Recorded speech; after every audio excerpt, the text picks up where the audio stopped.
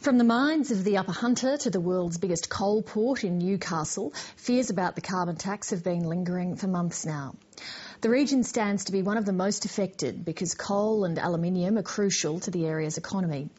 It's also the home of the Climate Change Minister, Greg Combet.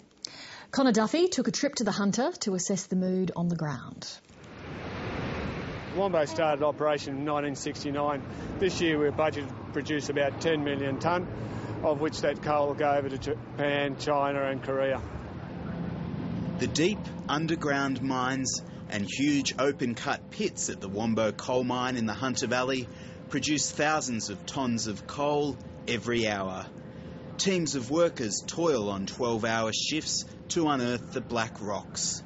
For years, business has been booming and expanding, but now there are concerns the carbon tax will make this cheap thermal coal uncompetitive. Yes, it'll have a huge impact on us. At the moment we don't make that much money out of our coal, and to be sending to an overseas market where in competition with the other countries will impact us hugely. Like dozens of other mines in the region, Wombo will have to pay a tax for the fugitive methane emissions that escape from the mine. It won't stop these coal trucks straight away, but many mines in the region fear it could see them slow down. So are you concerned there could be job losses, Peter?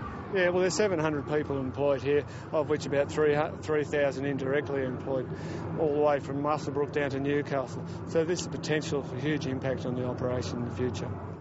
I think that the carbon tax is very problematic for our industry, both in New South Wales and in Queensland, if you are a high-cost operation. But in the 2009-2010 financial year, operating profits in the mining sector before tax totalled more than $51 billion. Isn't it the wrong time for the mining industry to be crying poor? $51 billion is a terrific return. The cost of the carbon tax to the industry on the assumptions that we've used in the model, $20 starting price rising to $50, etc., will represent an $18 billion hit on the industry. While some have questioned the doomsday scenarios and the claims the mining industry stands to lose $18 billion over 9 years from the tax, there is uncertainty among some contractors about their futures. Mines like this one in the Hunter Valley may be one of the key battlegrounds in the war against the carbon tax, but both the mining lobby and employer groups say the impact will stretch much further, all the way through the Hunter Valley and even into Newcastle itself. This trucking business, Mountain Industries, has huge contracts getting coal products to port. It also relies on transporting these aluminium ignits, which will also be hit by the carbon tax.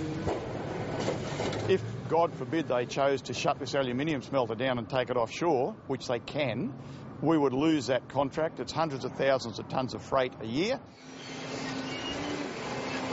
At the moment, Mountain Industries keeps 180 people in a job, and these are the faces of some of the men manager Mike Almond fears could be the victims of the tax. We have in excess of 170 families relying on this company.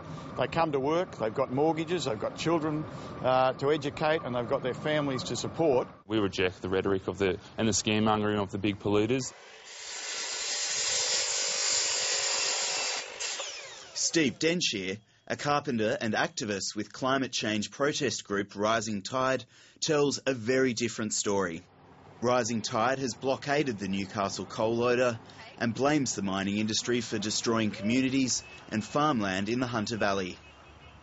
It's not my job personally on the line, but what it is it's my future on the line. It's my kids' future on the line, and it's my grandkids' future on the line. It's everyone's. We started in 1993, which was a pretty tough year. I think everybody will agree. But concerns amongst some operations are widespread.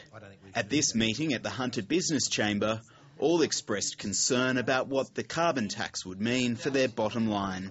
My business personally, we've got 90-odd operators that work in local mines, and it'll be the contractors that'll go first. So there's 90 people odd that probably won't have a job. If our 2 or Australia's 6 aluminium smelters have to close because of the uncompetitiveness of being a carbon tax thrust upon them, that industry will close, and there's 2,000 people employed in the Hunter involved in the aluminium industry. So their jobs are under threat. What we're worried about is that the potential for the carbon tax to impact negatively on this region, to halt the economy, and in terms of New South Wales, particularly with the two-speed economy, the hunter is obviously a key performer in keeping New South Wales going. For now, though, the huge coal stacks on Newcastle Harbour show an industry riding high.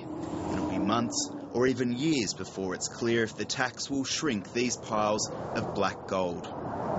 Coal is absolutely vital to the hunter, clearly. I mean, you're talking about 17,200 people who are directly employed in the industry. You're talking about another 80,000 people who are indirectly employed in the hunter alone. We are calling for an immediate stop to the expansion of the coal industry across Australia.